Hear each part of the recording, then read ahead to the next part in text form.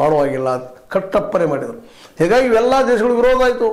ಜೊತೆಗೆ ಚೈನಾಗೂ ಟ್ಯಾಕ್ಸ್ ಹೇರಕ್ಕೆ ಪ್ರಯತ್ನ ಮಾಡಿದರು, ಅವ್ರು ಬಗ್ಗಲಿಲ್ಲ. ಅಂದಾಗ ಅನಿವಾರ್ಯವಾಗಿ ಒಂದು ಹಂತದೊಳಗೆ ಇಟ್ಕೊಂಡ್ರು. ಎಲ್ಲರ ಮೇಲೆ ಟ್ಯಾಕ್ಸ್ ದಾಳಿ ಮಾಡ್ಲಿಕ್ಕೆ ಹತ್ತಿದ್ರು. ನನ್ನ ಶಕ್ತಿ ಹೆಚ್ಚದಪ್ಪ ಅಂಥೇಳಿ ಈ ಗ್ರೀನ್ಲ್ಯಾಂಡ್ ತೊಗೊಳಿಕೊಟ್ರು. ಆ ಕೆನಡಾ ಮತ್ತು ಯುರೋಪಿಯನ್ ಯೂನಿಯನ್ಗಳು ಅಂದರೆ 27 ದೇಶ ಇದ್ದಾವೆ. ಅದರಲ್ಲೇ ಅವರೆಲ್ಲರೂ ಅನಿವಾರ್ಯವಾಗಿ ಇದೆ ಬಿಟ್ಟರೆ ಜಗದ ಸರ್ವಾಧಿಕಾರಿ ಟ್ರಂಪ್ ಆಗ್ತಾರೆ ಅಂತ ತಿಳ್ಕೊಂಡು ಅವರೆಲ್ಲರೂ ಅಮೇರಿಕನ್ ದೂರ ಸರಿಸ್ಲಿಕ್ಕೆ ಶುರು ಮಾಡಿಬಿಟ್ರು.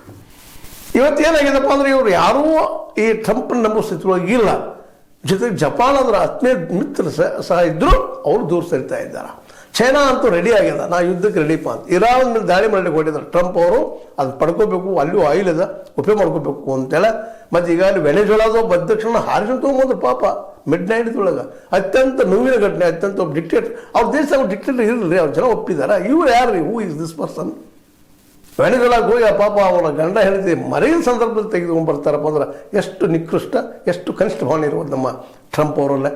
ನಾ ಯಾಕೆ ಮಾತ್ರ ಹೇಳ್ತಾ ಇದ್ದೀನಪ್ಪ ಅಂತಂದ್ರೆ ಟ್ರಂಪ್ ಈ ರೀತಿ ಒಂದು ಭರಾಟೆ ಆಗೋದಕ್ಕೆ, ಅವ್ರ ಮತ್ತೆ ತನ್ನ ಮೊದಲು ಅತಿ ವಿಶ್ವಾಸ ಆಗೋದಕ್ಕೆ ಇವತ್ತಿನ ದುರಂತ ಕಾರಣ. ಹೀಗಾಗಿ ಇವತ್ತು ಇಡೀ ವಿಶ್ವ ಇವರು ನಂಬೋ ಸ್ಥಿತಿಯೊಳಗಿಲ್ಲ, ದೂರ ಸರಿಸ್ತಾ ಇದ್ದಾರೆ, ಅನಾಥ ಆಗ್ತಾ ಇದ್ದಾರೆ.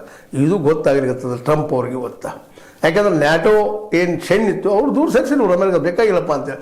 ನ್ಯಾಟೋ ಸೈನ್ಯವನ್ನು ಇವತ್ತು ಗ್ರೀನ್ಲ್ಯಾಂಡ್ ಉಳಿಸೋ ಸಲುವಾಗಿ ಇವೆಲ್ಲ 27 ದೇಶಗಳೆಲ್ಲ ಕೂಡ್ಕೊಂಡು ತಮ್ಮ ಸೈನ್ಯವನ್ನು ಇಟ್ಟಿದ್ದಾರೆ ಇವತ್ತು.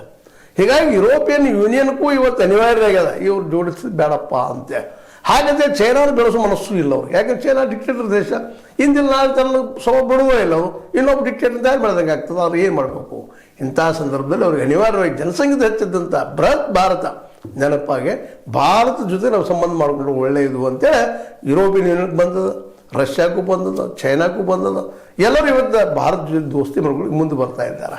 ಅಂದರೆ ಏನಾದರೂ ಮಾಡಿ ಒಟ್ಟು ಈ ಒಂದು ಏನಪ್ಪ ಅಂತಂದ್ರೆ ಅಮೇರಿಕನ್ ದೂರ ಇಡಬೇಕಪ್ಪ, US ದೂರ ಇಡಬೇಕು ಅಂತೇಳಿ. ಈ ಕಾರಣಕ್ಕಾಗಿ ಇವತ್ತು ಒಳ್ಳೆಯ ಸಮಯ ಭಾರತಕ್ಕೆ ಬಂದುಬಿಟ್ಬಿಟ್ಟದ.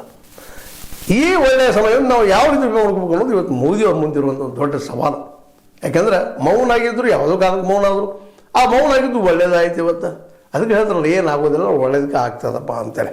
ಇವತ್ತೊಂದು ಬೆಸ್ಟ್ ಸಮಯ ನಮ್ಮ ಮೋದಿ ಅವ್ರ ಮುಂದೆ ಬಂದದ್ದು. ಇಲ್ಲ, ಅದನ್ನು ನೆಕ್ಸ್ಟ್ ಇಶ್ಯೂದಲ್ಲಿ ಚರ್ಚೆ ಮಾಡೋಣ.